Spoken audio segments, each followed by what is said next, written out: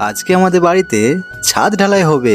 ঢালাইয়ের আগে পুজো করতে হয়, তাই আমার মা ঢালাইয়ের মেশিনটা পুজো করছে আর আমার বাবাও চলে এসেছে প্রসাদ নিয়ে। ঢালাইয়ের পর মানুষজনদেরকে খাওয়াতে হয়, তার জন্য এখানে রান্না করা হচ্ছে আজকে। এবার আমরা ছাদের উপরে যাচ্ছি পুজো করার জন্য। আজকে আমার অনেক দিনের একটা স্বপ্ন পূরণ হতে চলেছে। সত্যি বলতে একটা অনেক দিনের ইচ্ছে ছিল যে একটা ঢালাই করা বাড়ি হবে আমাদের। ছাদের উপরে এখন পুজো করছে আমার মা, সবাই আছি আমরা, আমার বাবা মা দাদা বৌদি ভাই বোন সবাই আছি, আমিও আছি এখানে, আর চিকু আছে। আমার মা আমাকে এখন নারকেলটা ফাটাতে দিল। নারকেল ফাটানোর জন্য কোনো জায়গা পাচ্ছিলাম না, তখন হাতুড়ি দিয়ে ফাটিয়ে দিলাম ওটার মধ্যেই। পুজো হয়ে গেছে, এবার বাড়ির যে কেউ একজন একটা জায়গাতে ঢালাইয়ের মশলা নিয়ে আসবে আর এখানে ঢেলে দেবে। তো ঢালাইয়ের মশলাটা এখন নিয়ে আসা হয়ে গেছে, আমার বৌদি এখন সেই ঢালাইয়ের মশলাটা নিয়ে এসেছে। এটাই নিয়ম, যখন সবাই বাড়ির ছাদ ঢালাই করে তখন এটা করতে হয় সবাইকে।